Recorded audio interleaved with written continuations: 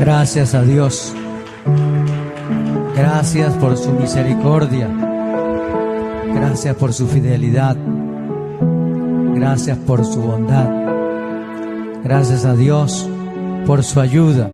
Juan capítulo 13, versículo 1 en adelante, al versículo 17. Se acercaba la fiesta de la Pascua y Jesús sabía que le había llegado la hora de abandonar este mundo para volver al Padre. Y habiendo amado a los suyos que estaban en el mundo, los amó hasta el fin.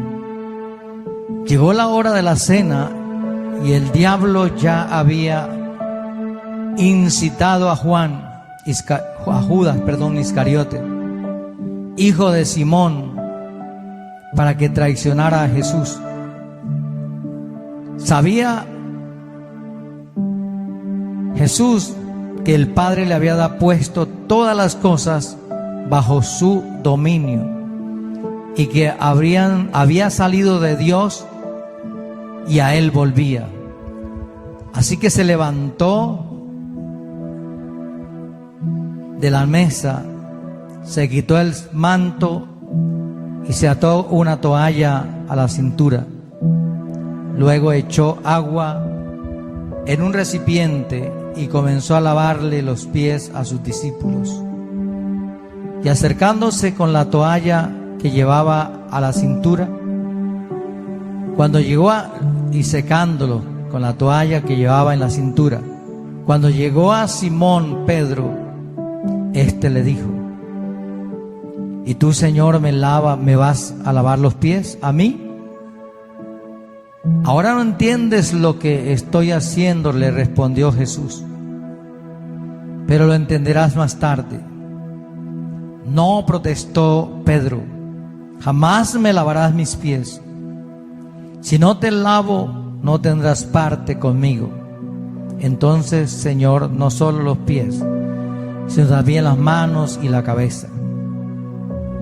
El que ya ha sido bañado no necesita lavarse más que los pies, le contestó Jesús, pues ya todo su cuerpo está limpio. Y ustedes ya están limpios, aunque no todos. Jesús sabía quién lo iba a traicionar y por eso dijo que no todos estaban limpios. Cuando terminó de lavarse los pies, se puso el manto y volvió a su lugar. Entonces les dijo: ¿entienden lo que he hecho con ustedes?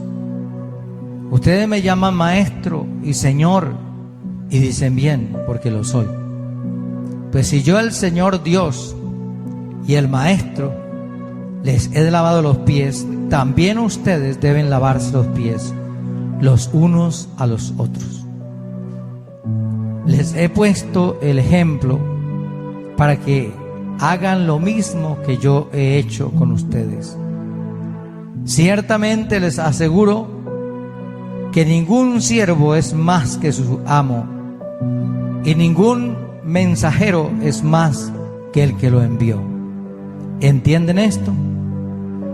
Dichosos serán si lo ponen en práctica. Amén. Hoy vamos a reflexionar sobre la gran cena en el aposento alto. Ya leímos dos textos. El primero es el texto que se usa como referencia para hablar de la Pascua,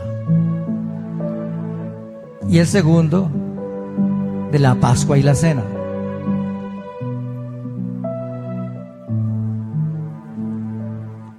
Ahora, en nuestras reflexiones vamos a examinar algunas de las principales escenas de las últimas 24 horas de Jesús antes de su muerte.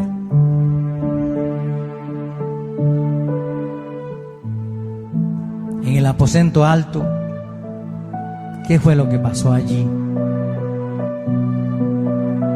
¿Por qué Jesús encuentra un amigo que lo entiende, en ese momento, que todavía no se ha glorificado, que todavía no ha subido al Padre, que todavía no tiene esa grandeza, por decirlo así, pero que hay un hombre que entiende. Hay un personaje que comprende que Jesús es el Señor, que Jesús es Dios y que no hay tacha en Él, y que Él está en la tierra para salvar la humanidad, pero que en la carne necesita un lugar para celebrar la Pascua, y nosotros lo miramos solamente así: un lugar para celebrar la Pascua y la Santa Cena. Ya, listo. Cerramos comillas y se acabó. Ya.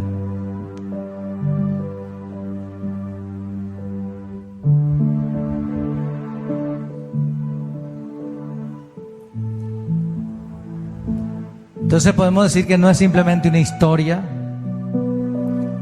conmovedora de un idealismo que es para beneficio de algunas personas, sino pensemos en que Jesús está pasando la última noche, las últimas horas, los últimos instantes con sus discípulos. Es más que una reunión, es más que una comida, es más que un compartir. Es un momento definitivo.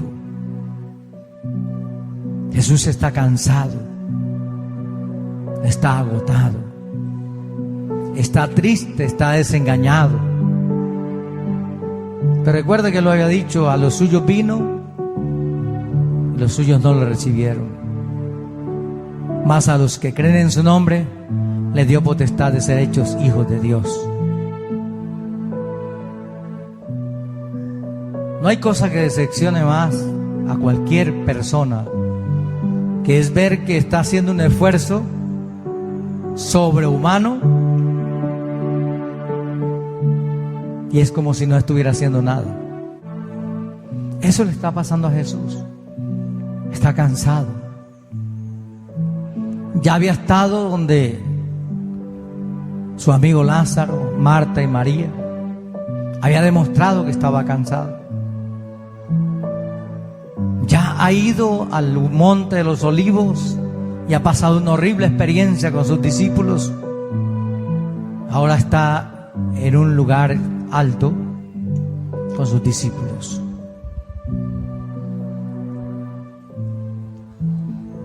Podríamos llamarlo un lugar de intimidad, un hogar como el tuyo, para un tiempo de calidad, de reposo, para recobrar fuerzas. ¿Qué es lo que usted viene a hacer todos los domingos? Cada vez que viene a culto, viene a recobrar fuerzas. Viene a poner el tanque a disposición de que entre el combustible y lo llene, para que se enchufe a la corriente y se retanquee el híbrido y se despierte usted otra vez a hacer la voluntad de Dios. Jesús no tenía mucho donde recostarse ni donde encontrar cómo enchufarse. Eso es lo más terrible, cuando usted no tiene dónde enchufarse. ¿Dónde se enchufa usted en la casa? Hermano, el Espíritu Santo. Hermano, la palabra. Muchas veces necesitamos un lugar de calidad. ¿Quién de los de la casa nos extienda la mano? ¿Quién nos apoye? Jesús necesitaba eso con sus discípulos, ¿cierto? Y yo le pregunto esta mañana, según el panorama que hemos leído, ¿cuál de los discípulos tendió la mano a Jesús? Dice que era el primer día de los panes sin levadura. Se celebraba ¿qué? La Pascua, ¿cierto? Un recordatorio de haber salido de Egipto, país árabe, pegado a Israel por la parte sur, a Judea. Salieron de allí, pasaron a su tierra otra vez. Y antes de salir, Dios les dijo que celebraran la Pascua como recordatorio de que Él los había sacado de la tierra de Egipto y que los había acompañado en el desierto, que los había guiado. Y estaban allí reunidos para una sola razón, por una sola razón. ¿Cuál era? Celebrar la Pascua. No era celebrar la Santa Cena, era celebrar la Pascua. Lo que pasa es que Él aprovecha esa oportunidad para instituir la Cena del Señor. Pero estaban allí para celebrar la Pascua. Había comida, había un cordero asado con sus pies, con sus patas, con su cabeza, con su tronco y con sus extremidades. Estaba asado, estaba rociado con aguas amargas, con hierbas amargas. Habían 13 personas. Tenían que comerlo de pie,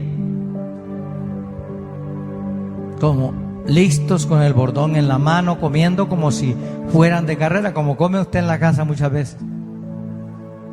De carrera, como si le fueran a quitar.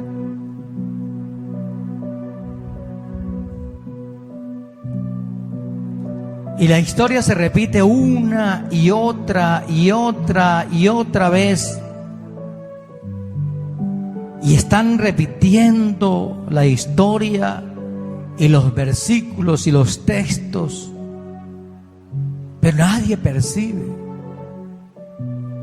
De los que están con Él, nadie se da por entendido que venía una semilla de Dios que había sido conservada de una y de otra manera por los tiempos, por las personas, que inclusive personas no aptas incurrieron en ayudar para que la semilla permaneciese. Jesús sabe todo eso. Jesús entiende todo eso, pero Él se da cuenta que sus discípulos no entienden nada. O puede que lo entiendan, pero no le ponen cuidado a nada. ¿Será que ese tiempo se parece al nuestro? El proceder de ellos se parece un poquito al nuestro.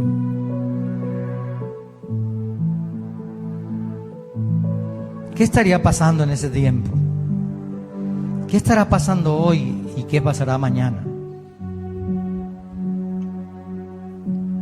Pero dentro de todas esas cosas que han sucedido ahí, hay muchas cosas que nos sirven, que nos dan una explicación, que nos dicen no pueden pasarlas por alto.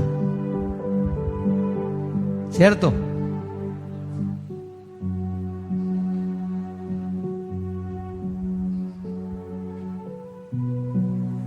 Pero hay un problema en este tiempo.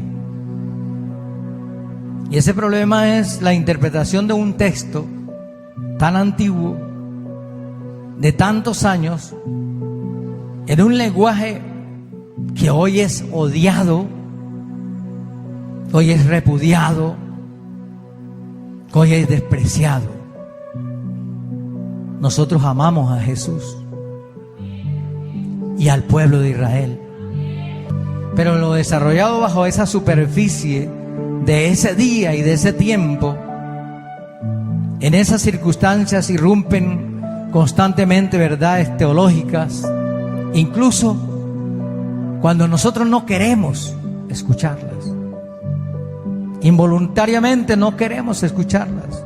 ¿Por qué? Porque no aparecieran, o porque nos parecen muy incómodas porque nos desacostumbran, porque nos llevan a la práctica y la práctica es tediosa. Y estamos en un tiempo donde cada quien quiere vivir su propia vida.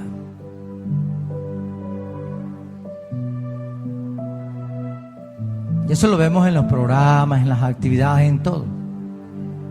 La gente llega a cualquier lugar y quiere hacer lo que ellos quieren. Pero resulta que el mundo tiene leyes. Hay leyes naturales y leyes espirituales. En todas partes encuentras que hay una ley natural que indica que eso no se debe hacer. Entonces no podemos llenarnos de esa particularidad, sino que estamos llamados a tomar decisiones.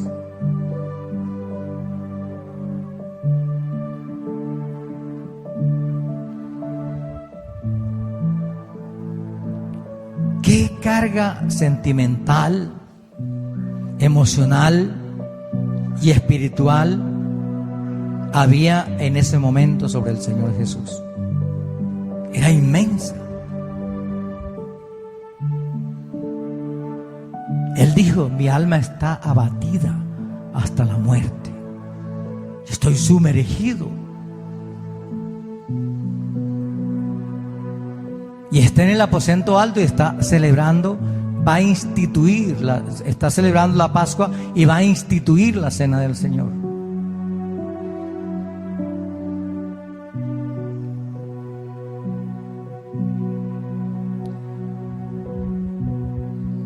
En esa agonía, en esas horas tan intensas para el Señor, se lanza una aventura. Es la perspectiva, es lo que los discípulos entienden, es lo que los discípulos anhelan, es lo que los discípulos desean, es lo que los discípulos quisieran. Y usted observa a los discípulos y los encuentra rendidos de cansancio, ya suspirando para dormirse. Y Jesús los llama y les dice: no han podido dormir una hora, les acaba de decir eso. Y con esa perspectiva va al aposento alto. Eso no se debe repetir en nosotros. ¿Qué dice usted? No se debe repetir. Ese cansancio, ese agotamiento, usted el día sábado debe acostarse un poco más temprano. Debe de verse la película más temprano. No debe de ver novelas. Debe ver las noticias más temprano. Y recostarse y descansar y amanecer descansadito. El día miércoles debe soltar siquiera a las 3 de la tarde. Descansa un rato, duerme un rato y se viene para el culto contento. Que no lo vaya a encontrar el Señor durmiendo. ¿Cierto? En perspectiva, estamos pareciéndonos a los discípulos. Con una gran diferencia: ellos estaban con Jesús, nosotros estamos con una persona que muchas veces no conocemos ni muy bien. Ellos ignoran voluntariamente, o poco les interesaba lo que estaba pasando.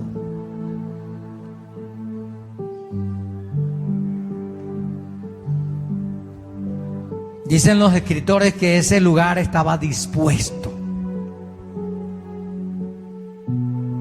¿Qué es un lugar dispuesto? A ver, ¿el lugar tiene sentimientos? No. ¿Tiene emociones? No. ¿Tiene voluntad? No. Alguien lo arregló. Alguien lo acomodó. Alguien lo acondicionó. Alguien lo alistó. Alguien lo proyectó para lo que se va a hacer. Para que haya un ambiente de expectativa. El amigo de Jesús dueño del hogar, sabía que Jesús venía y a él le interesaba que todo estuviera en perspectiva y que él supiera que así como estaba el lugar, el aposento alto, así estaba él, dispuesto. Cuando usted está frente al espejo, ¿qué piensa? ¿Cómo me he engordado? ¿Qué panza me tengo? ¿Qué cachetes? ¿Qué ojeras? ¿O piensa lo contrario? Yo le invito a pensar lo contrario. Voy a verme con mi rey. Usted desde la casa, desde el trabajo, desde el lugar donde usted tiene que entrar en perspectiva de adorar a Dios, de bendecir a Dios, que usted viene a engrandecer, a darle a Dios toda la gloria, toda la honra, toda la alabanza y toda la gratitud.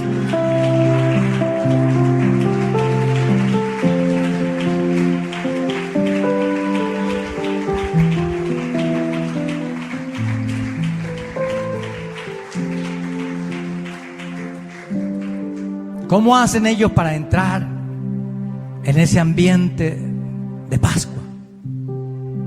Le pregunto.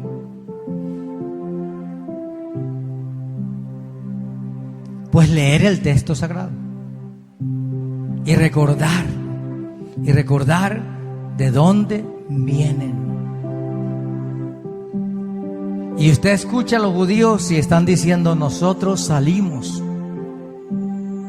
del desierto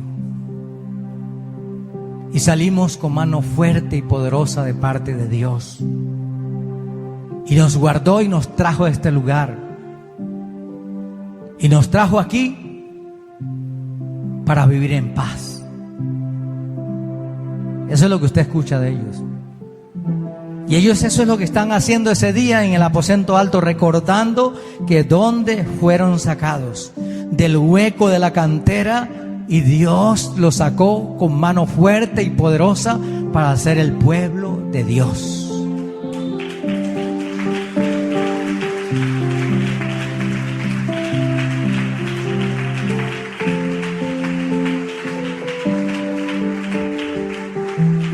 Y usted y yo somos el pueblo de Dios también.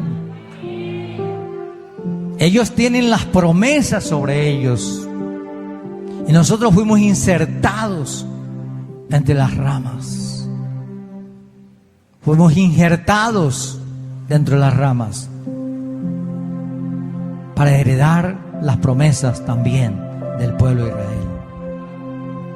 Un cordero asado con cabeza, tronco, extremidades, con hierbas amargas, con el bordón en la mano, recordando el significado.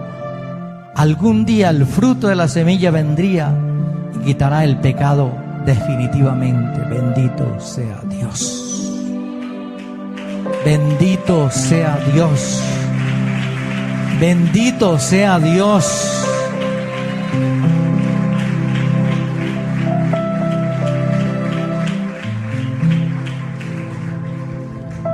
Evidentemente no había allí ninguno sirviendo.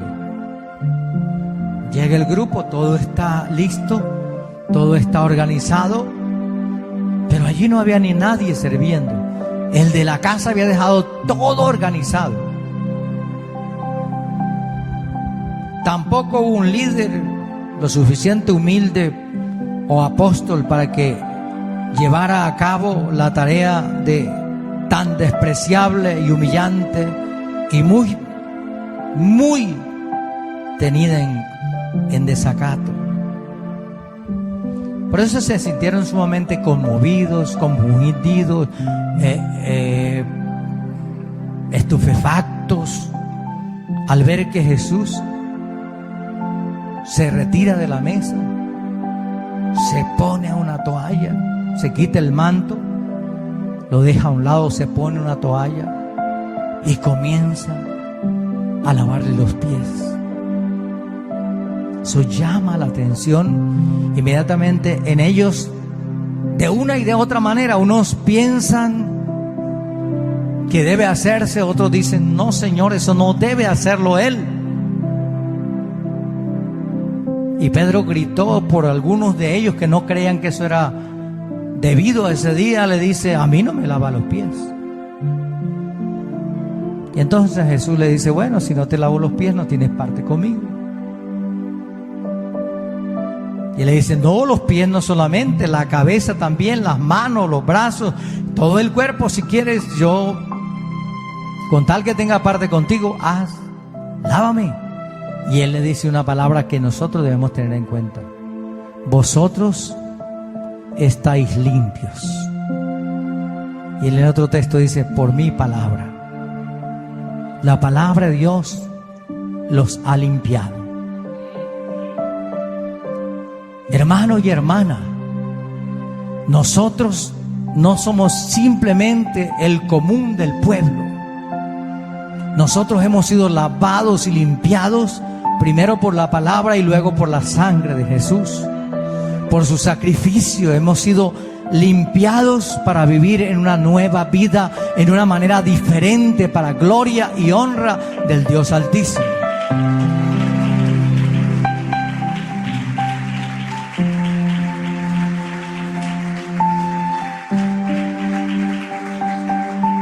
Y lo segundo que hay que entender es que no solamente es ser lavado y limpiado y tener acceso a las promesas, sino que hay un propósito por el cual usted está llamado, y yo, y es a servir. Le dicen, no hubo nadie aquí quien lavara los pies de nadie, todo el mundo está despreocupado y yo lo voy a hacer. Pero eso era despreciable. Pero nos está enseñando que nuestro servicio, nuestro evangelismo, amor entre la iglesia debe ser reflejado a todas las naciones. En la iglesia no tiene por qué haber piques, por qué haber competencias, por qué haber rivalidades. Que yo canto más bonito. Usted escucha a los pájaros rivalizando. Usted no escucha al turpial contendiendo con el cotorro. ¿O sí? El cotorro canta lo que puede cantar y el turpial canta lo que sabe cantar. Pero todos están en armonía. Todos dependen de Dios. Esa debe ser la armonía que existe en nosotros.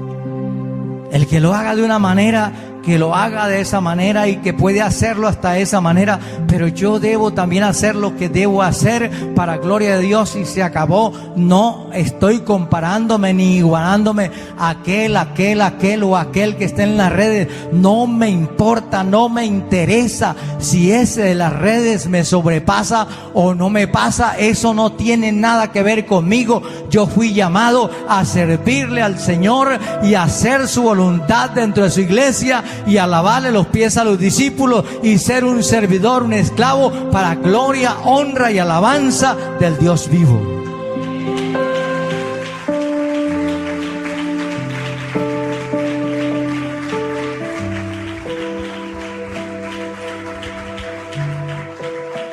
David dijo, tengo sed, y unos de los valientes fueron al pozo donde los filisteos estaban y sacaron agua, y cuando se la llevaron, él la derramó sobre el piso en el nombre de Jehová y para gloria de Jehová, porque esa prácticamente representaba la vida de esas personas que habían ido a traer el agua. Pero en el momento en que Jesús va a lavar los pies de los discípulos, no hay nadie que busque el agua. Como dijo el bolivarense, no hay quien coja el tobo. Nadie trajo el tobo. Jesús fue y buscó una palangana con agua, la toalla, para lavarle los pies a sus discípulos.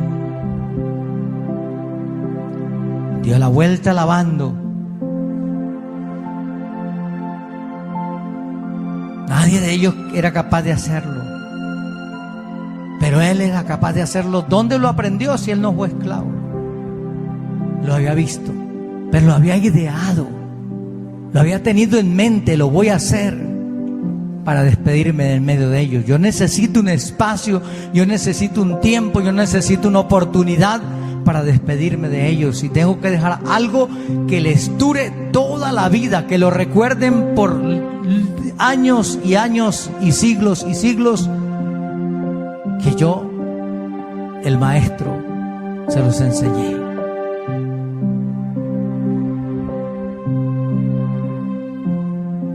Para las personas comunes y corrientes y los discípulos en ese momento, si lo hubieran hecho era para satisfacer el ego. Si lo hubieran hecho era para exaltarse delante de los demás, para convertirse en el centro. Y el que sirve no es el centro. El que sirve es menor que el que está sentado. El que se está sentado está en lugares honoríficos. Es el lugar de la pleitesía. Es el lugar del que puede estar acomodado, bien sentado, escuchando la reflexión. Pero para los otros son simplemente servidores, esclavos del Señor Jesús.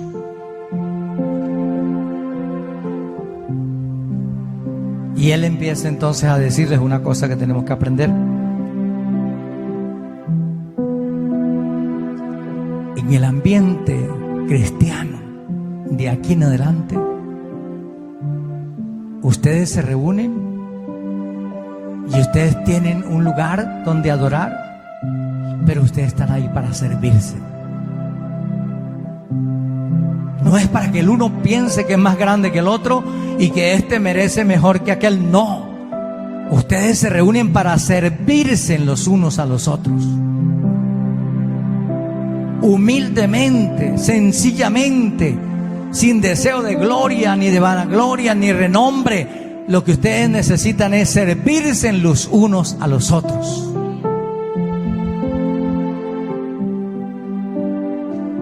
Y en el servicio está la clave. No importa que no nos vean. No importa que la gente no sepa. Lo importante es que Dios lo sepa. ¿Cierto? Y lo importante también es que sea dentro de la familia donde yo fui llamado por Dios. Porque a veces decimos, no, es que allá en tal parte sí hay necesidad, porque nosotros no vemos la necesidad entre nosotros, de ayudarnos, de apoyarnos, de cobijarnos, de protegernos. Nuestro servicio debe ser intencional. Buscar, ya lo hemos dicho una y otra vez, buscar las oportunidades y aprovecharlas, hacerlas una realidad. Pero para eso hay que ser disciplinados y hay que dejar de pensar en nosotros mismos y hay que pensar en los demás. ¿Es eso fácil? En medio de una sociedad que se debate entre lo mío es mío y lo mío es mío, en medio de una sociedad que nos enseña que lo que importa soy yo y después de yo voy yo y después de yo me sigue yo.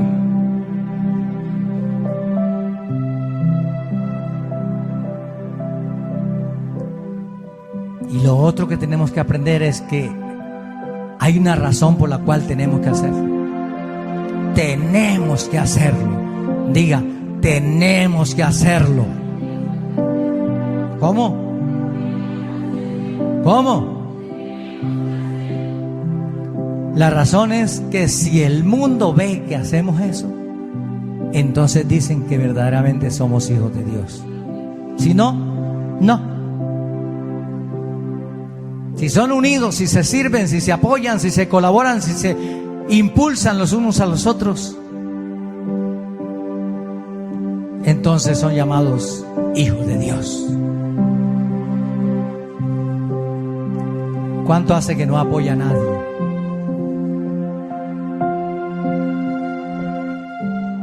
Ni a la misma iglesia. La instrucción bíblica es que dependamos de Dios. Que demos que Él da, que demos que Él da, que demos que Él da. Bendito sea Dios.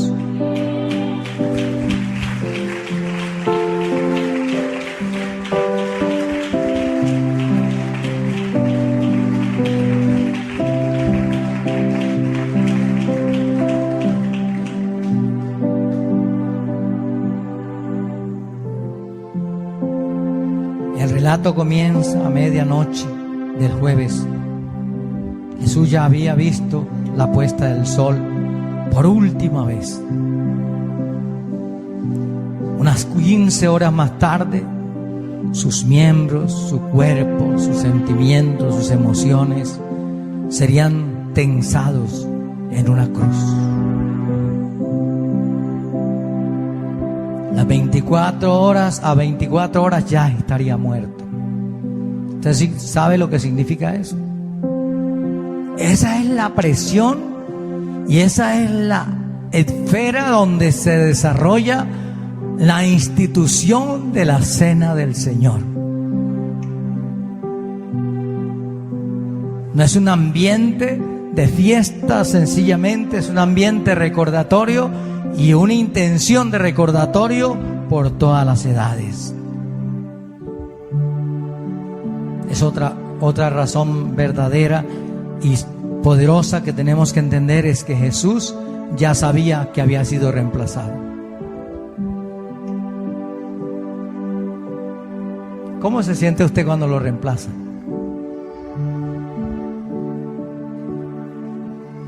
Bueno, las esposas no pueden reemplazar a sus esposos, los esposos no pueden reemplazar a sus esposas, los padres no pueden reemplazar a sus hijos no pueden reemplazar a sus padres. Pero hay cosas que uno hace en la vida que cuando se dé cuenta está reemplazado, ¿cierto? Y ese es el caso de Jesús. Jesús les dice a sus discípulos en el capítulo 16, le dice que vendrá el Consolador, que es bueno que Él muera, porque desde el capítulo 14 comienza a decirles 13, 14, 15, 16, que es importante que Él muera,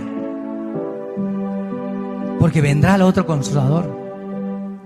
Jesús ya sabe de la venida del Consolador, que va a tomar su lugar, que está haciendo su relevo ministerial, que no va a seguir Él en la enseñanza, sino el Espíritu Santo de Dios, que hay testimonio de un compañerismo, de una defensa y de un recordatorio de la verdad permanentemente en poder y en gloria que haría el Espíritu Santo de Dios. Y ese es un relevo. Entonces Jesús está entregando todo en ese momento. Y poco después iba a ser derramada su sangre por ellos en la muerte que iba a experimentar Jesús. Esas evidencias son claras e irrefutables. La cena del Señor fue instituida por Jesús, que constituye el único acto conmemorativo regular autorizado por Él. Vuelvo y lo repito. El único acto conmemorativo que Jesús autorizó se llama la cena del Señor. Jesús, para que usted tenga en cuenta, no dramatiza ni su nacimiento, ni su cumpleaños, ni su vida, ni sus palabras, ni sus obras, sino solamente su muerte. Como raro, ¿cierto? Claro, es que el mundo le lleva a la contraria la palabra a todo momento, todo instante, el mundo va a ir en contra de la palabra de Dios, en contra de lo que el Espíritu Santo ha enseñado, en contra de lo que Jesús enseñó. Lo único que Él conmemora y recuerda, y lo viene diciendo desde el Génesis hasta el Apocalipsis, es su muerte y su resurrección. Fuera, no más. ¿Por qué? Porque en la muerte de Jesús está nuestra vida. Porque en la muerte de Jesús está nuestra salvación. Porque en la muerte de Jesús está nuestra victoria. Porque en la muerte de Jesús está nuestra resurrección. En la muerte de Jesús está el poder para vencer la fuerza del diablo, para quebrantar los principados, para destruir las potestades. Las fuerzas antagónicas de las tinieblas se caen, porque en la muerte de Jesús y la resurrección está la vida. Y en otra forma, porque Jesús quería ser recordado en su muerte. No quería ser recordado de otra manera. ¿Por qué? Porque su muerte venía siendo anunciada desde el principio, desde Abel. Desde Abel se dijo, a través de la ofrenda se tiene paz para con Dios. Y agradó a Jehová la ofrenda de Abel más que la de Caín, porque la ofreció de todo corazón. Pero ahí lo del todo corazón y todas las cosas es que la ofrenda que se daría en el día de la Pascua a través de Jesús de Nazaret sería la que agradaría al Padre y traería todas las bendiciones habidas y por haber a los pueblos, a las naciones, a todos aquellos que acepten su palabra, que acepten su nombre, que reciban su nombre, que se dispongan a servirle. Ellos recibirán las bendiciones del Dios Altísimo.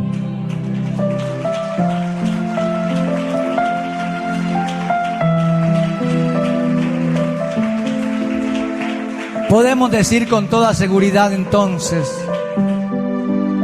que sin la muerte de Jesús no hay salvación. Sin el sacrificio de Cristo no hay salvación.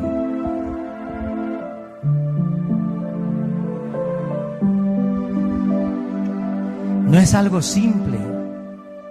No es algo trémulo lo que aconteció en la Santa Cena, en la última cena, en el gran aposento alto. No es sencillo. Es la verdad de vida. Es la conclusión. Es la panorámica, es el resumen de la historia de la salvación de aquellos que creen en Jesús. Y recordemos una cosa también para hacer claridad. No es todo el mundo que fue salvo por la sangre de Jesús. Todo el mundo puede ser salvo, pero los que son salvos son los que creen. Los que no creen no son salvos. Eso que quede bien claro. Porque ahorita mismo hay un ambiente en el aire que dice, pues, ¿qué sacan ellos con ir allá a calentar bancas? Y todos los domingos y todos los miércoles y a cada rato están allá metidos de cabeza, y yo estoy aquí y yo me gano la vida eterna solo. Pues no, el que no cree en Jesús no tiene salvación.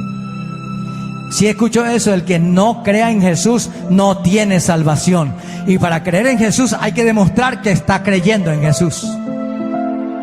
Si no, olvídese. Si la muerte de Jesús no ocupa un gran lugar en nuestra doctrina, nuestro credo no será la enseñanza de Jesús. Estaremos frente a otros desafíos como la apostasía. Estaremos frente a otros desafíos siendo enseñados por apóstatas que te están diciendo: si haces esto te salva, si haces esto te salva, si haces esto te salva. Yo por eso he sido claro contigo.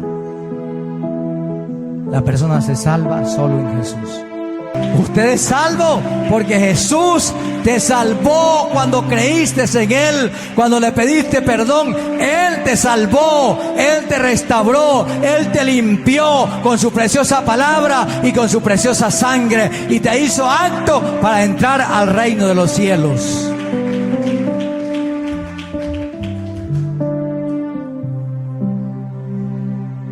Y la escena se sigue repitiendo.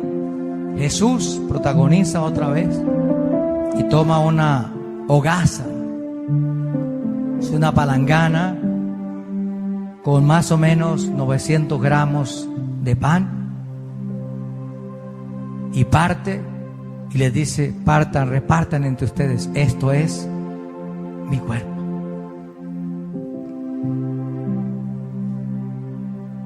El panecito que repartió Jesús no es esos panecitos de 500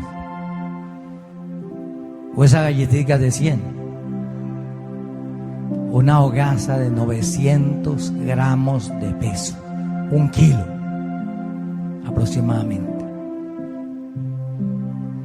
Y la partió en pedazos y distribuyó entre ellos, diciéndole: esto es mi cuerpo que por vosotros es partido, hagan esto para que me recuerden. De la misma manera, cuando hubo terminado la cena, el asado, tomó una copa de vino fresco, dio gracias por ella y se la pasó a todos los apóstoles, diciéndole: esta es mi sangre que por ustedes, esta es mi sangre del nuevo pacto que por ustedes es derramada. Está hablando con los discípulos.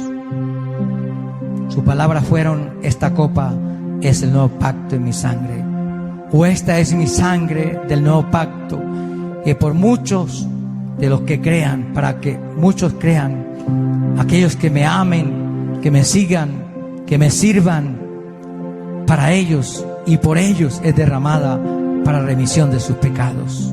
Por esa razón es tan importante, no un rito religioso, no una costumbre, no un rato de exaltación, es recordar que yo fui salvo por Jesús en la cruz del Calvario, que un judío itinerante, hijo del Dios Altísimo, donde habitó Emmanuel, Dios con nosotros, murió por nosotros para darnos vida y vida en abundancia.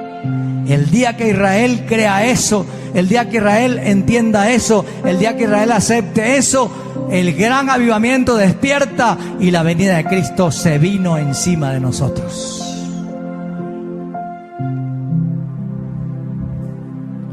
Y dice: haced todas las veces que lo bebiereis en memoria de mí.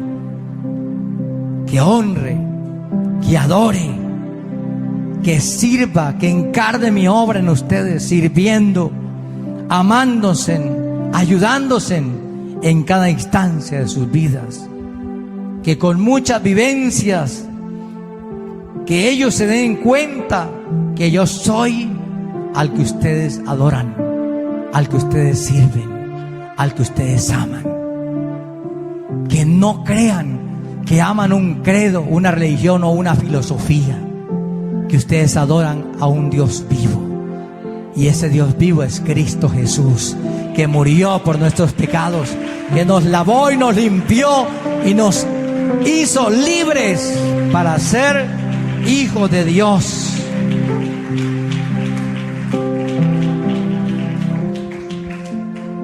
Todo esto tiene un tremendo significado.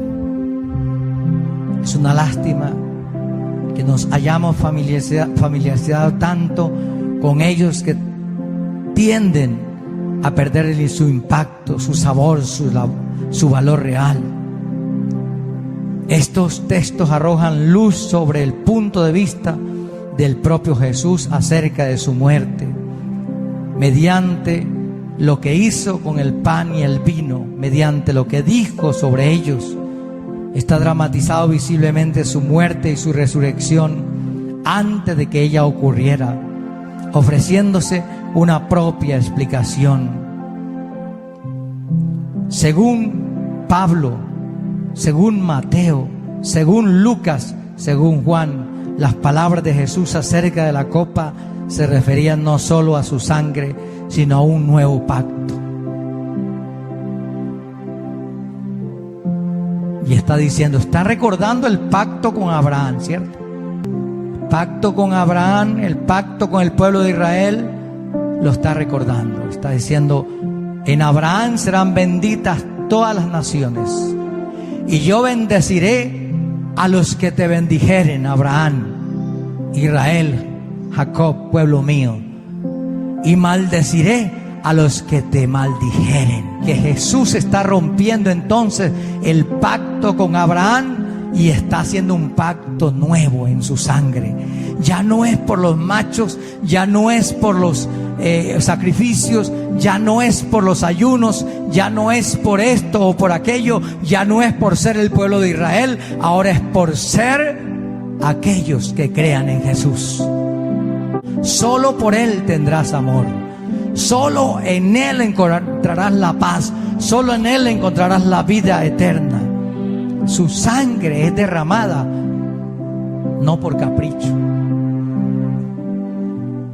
ni por limpiar nuestros sucios pecados, sino para hacer un nuevo pacto. El pacto que dice Jeremías y que dicen los profetas es el pacto en el cual yo escribiré mi palabra en sus corazones y en sus mentes, y ellos me seguirán, me adorarán y me amarán donde quiera que estén. ¿Por qué? Porque serán una nueva criatura, una nueva creación. Serán guiados por el Espíritu Santo de Dios y ellos glorificarán mi nombre, porque ellos no necesitarán entendimiento humano, sino que yo les daré el discernimiento por la palabra y por el Espíritu, para que entiendan que yo envié quien los salvara, quien los rescatara, quien los liberara. Entonces hoy estamos en un nuevo pacto, en el pacto de la fe y la gracia, por creerle, amarle, ser agradecidos con Él, por ser salvos. Es que nos vestimos de esa manera. Por ser salvos es que hacemos lo que hacemos. No es porque nosotros nos estemos ganando la salvación, es porque ya somos salvos. ¿Cuántos pueden creer eso? Algunos han dicho, yo estoy ahí peleando la batalla, hermano, a ver si me salvo. Y Dios sabe, hermano, y ustedes saben que uno es débil en la carne. Nuestras debilidades fueron llevadas a la cruz del Calvario. Nuestros pecados fueron llevados en la cruz del Calvario, en el sacrificio de Cristo. Nuestras emociones, nuestros sentimientos fueron llevados en la cruz del Calvario. Solo por Jesús, en su poder, por el Espíritu Santo y su palabra, somos ahora un nuevo pueblo. Un pueblo que adora, que ama y que glorifica al Dios verdadero. Claro.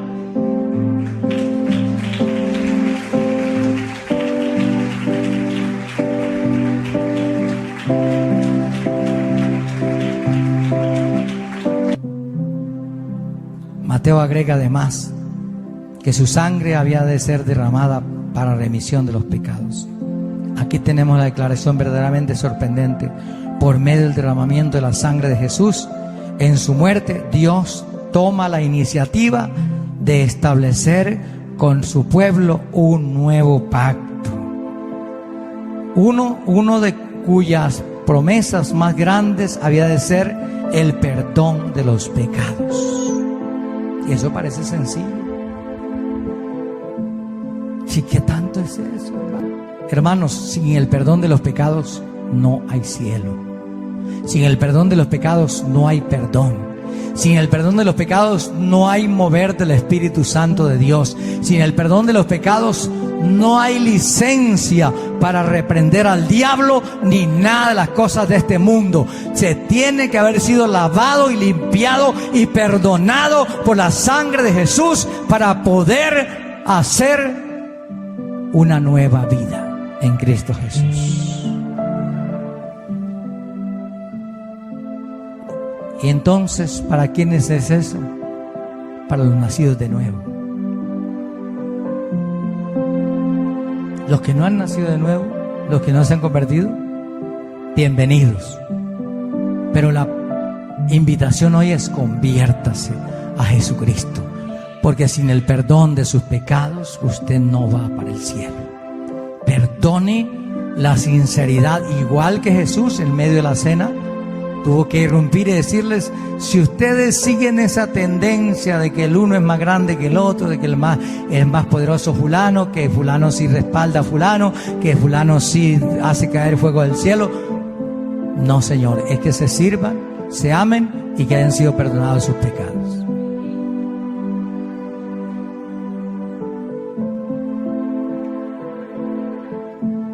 Para los que están apartados, hay un desafío de vida o de muerte. Tienes que tomar tu decisión hoy. Es urgente y prioritario. Es más urgente que los bienes que tienes, es más urgente que lo que usted es más urgente que cualquier otra cosa. Usted necesita entregar su vida a Cristo Jesús para ser perdonado, lavado y limpiado.